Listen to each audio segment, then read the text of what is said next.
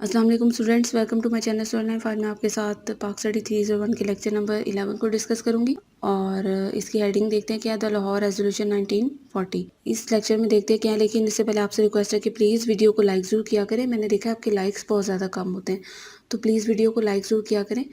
तो देखते हैं लेक्चर में क्या है। अब इसमें वो क्या कह रहे हैं कि कांग्रेस का जब रोल सामने आया तो इस चीज़ ने मुसलमानों को अलहदा वतन की जो तहरीक है वो चलाने पर मजबूर कर दिया। हिंदुओं ने इन्हें ये साज दिलाया कि हिंदू हुकूमत का मतलब हिंदुस्तान में मुसलमान मुखालिफ हुक्मरानी ही होगा। कांग्रेस की क़यादत से मुसलमानों की मायूसी ने तारीख का एक नया मरहला खोलने का फैसला किया और टाइम एंड टाइड में कायदे-आज़म के मजमून ने ये नतीजा अखज़ किया कि मुसलमान एक कौम है और मुसलमानों को नज़रअंदाज करके कोई आइन नाफिज नहीं किया जा सकता। यानी कायदे-आज़म ने उस टाइम पे मुसलमानों के लिए ये पॉइंट उठाया था। उसके बाद क्या है कि 13 मार्च 1940 को उनके तबसरे जो उन्होंने किए वो काबिल ज़िक्र हैं, जिसमें यह है कि अगर मुत्तहिदा हिंदुस्तान में मुसलमानों के लिए कुछ तसल्ली बख्श तस्वीर ना मिल सके तो मुसलमानों को मुल्क की तकसीम का मुतालबा करना पड़ेगा। उसके बाद क्या है कि द लाहौर रेजोल्यूशन यानी करारदाद लाहौर, इसमें क्या है कि मुस्लिम लीग का अपना सालाना इजलास जो 22 से 24 मार्च 1940 को लाहौर में हुआ, लाहौर करारदाद को मौलवी फजलुल हक ने मुंतकिल किया और चौधरी कुछ जमान जो है उनकी तरफ से इसकी हमायत की गई और बिला आखिर 24 मार्च 1940 को ये मंजूर कर लिया गया। उसके बाद क्या है कि जिन्हों ने हिंदुस्तान के सियासी हालात और मुसलमानों के मौक़िफ़ के बारे में अपनी कीमती तबसरे का बजा तौर पर इजहार किया। उन्होंने कहा कि हिंदुस्तानी मसला फ़िरका वाराना नहीं बल्कि बैनुल अक़वामी है, कोई भी आइन इस हकीकत को पहचाने बगैर काम नहीं कर सकता। उसके बाद उन्होंने कहा कि हिंदुस्तान के मुसलमान ऐसे आइन को कबूल नहीं करेंगे जो इन पर हिंदू अक्सरियत की हुकूमत कायम करे। अगर हिंदुओं और मुसलमानों को एक जमहूरी निज़ाम के तहत रखा जाता है तो इसका मतलब है कि हिंदू राज होगा। उसके बाद टेक्स्ट ऑफ रेजोल्यूशन यानी करारदाद का मतन क्या था, यानी उसका बेसिक टेक्स्ट क्या था। उन्होंने फैसला किया कि हुकूमत हिंद एक्ट 1935 के तहत वफाकी निज़ाम मुसलमानों के लिए काबिल कबूल नहीं है। उसके बाद क्या है कि कोई भी तरमीम शुदा आइनी मनसूबा काबिल कबूल नहीं होगा जब तक कि वो इनकी मंजूरी और रजामंदी के साथ तश्कील ना दिया जाए, यानी मुसलमानों को भी इसमें शामिल किया जाएगा, उनसे भी राय ली जाए।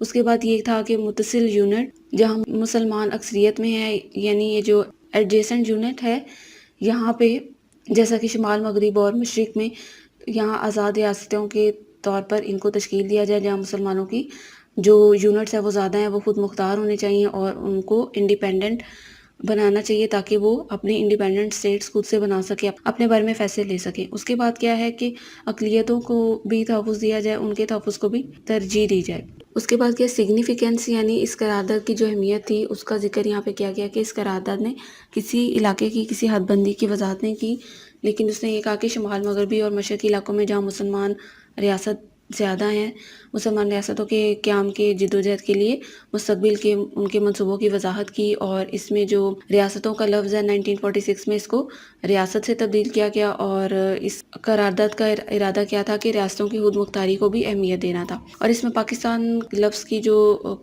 को तो नहीं का जिक्र नहीं किया गया, लेकिन ये करारदाद जो है वो पाकिस्तान से ही रिलेटेड थी। उसके बाद लेटर डेवलपमेंट्स हैं वो देखते हैं क्या है। इसमें क्या है कि दूसरी जंग अज़ीम 1939 में शुरू हुई और जिसमें भारी हैवीली यानी बहुत ज़्यादा तादाद में आदमियों की ज़रूरत थी, मैन पावर की ज़रूरत थी। तो इसमें ये क्या हुआ कि बरतानवी जो हमेशा सौदेबाजी पे यकीन रखते थे, उन्होंने अगस्त 1940 में एक पेशकश का ऐलान किया जिसके कुछ पॉइंट्स हैं वो क्या थे देखते हैं। सबसे पहले ये था कि वासराय ने एक एग्जीक्यूटिव काउंसिल की तोसी और कौमी दिफा काउंसिल का क़याम पेश किया। उसके बाद था कि आइन पर नज़र सानी में अक़लियतों के ख़यालात को अहमियत दी जाए। उसके बाद था कि पावर इस निज़ाम के तहत इसकी मुंतकिली नहीं की जा सकती जो हिंदुस्तान में बड़ी और ताकतवर अक़लियतों को कबूल नहीं होगी। उसके बाद क्या था कि तसल्लुत की हैसियत हतमी मकसद देखा जाएगा। उसके बाद जंग के लिए हिंदुस्तानियों का ताउन देखा जाएगा। कांग्रेस ने इसको मुस्तरद कर दिया और 1940 से 1941 यानी 1940 से 41 से अदम तावन की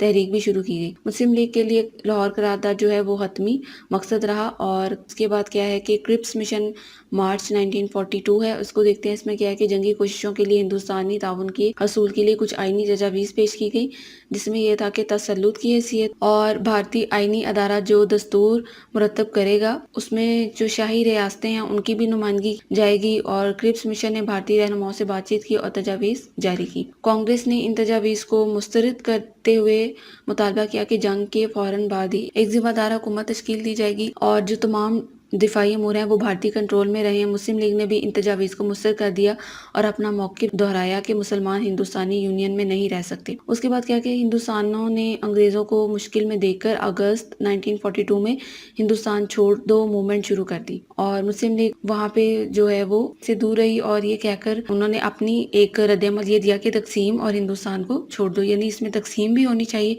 और फिर हिंदुस्तान को छोड़ो। उसके बाद गांधी जिन्ना टॉक्स सितंबर 1944 है, यानी गांधी और जिन्ना के जो मुज़ाकरात 1944 सितंबर में हुए वो क्या थे।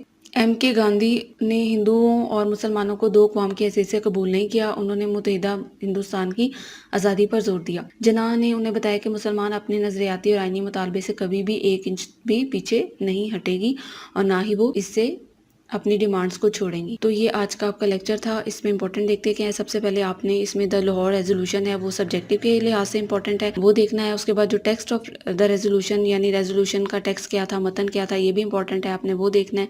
और इसकी सिग्निफिकेंस जो है ये भी इंपॉर्टेंट है, यानी इसमें ये तीनों चीज़ें इंपॉर्टेंट है, आपने इसको देखना है। उसके बाद आपने देखना है कि इसमें ऑब्जेक्टिव क्या बन रहा है। तो ऑब्जेक्टिव के लिहाज से इसमें देखते हैं क्या है। सबसे पहले ये है कि ये रेजोल्यूशन कब पेश की गई, ठीक है, 1944 में। उसके बाद कायदे आज़म ने यहाँ पे जो एक अपना सब्जेक्ट पेश किया था वो आपने देखना है कि वो किस में पेश किया था, टाइम्स एंड टाइड में पेश किया था। और उनके कब के जो रिमार्क कमेंट्स है वो रिमार्केबल हैं, वो मार्च 13 1940 के हैं, ये आपने याद रखना है। उसके बाद लाहौर रेजोल्यूशन में है कि किन किन रहनुमाओं ने इनको चलाया, यानी मौलवी फजलुल हक और चौधरी खलीकुज़्ज़मान ने फाइनली इनको प्रूव करवाया था मार्च 24 1940 में, ये आपने याद रखना है। उसके बाद जो टेक्स्ट ऑफ रेजोल्यूशन है उस पर इंडिपेंडेंट स्टेट की बात की गई थी, ये एक अहम पॉइंट है, ये आपने याद रखना है। उसके बाद सिग्निफिकेंस है तो उसमें स्टेट का लफ्ज़ कब यूज़ किया गया 1946 में, ये आपने याद रखना है।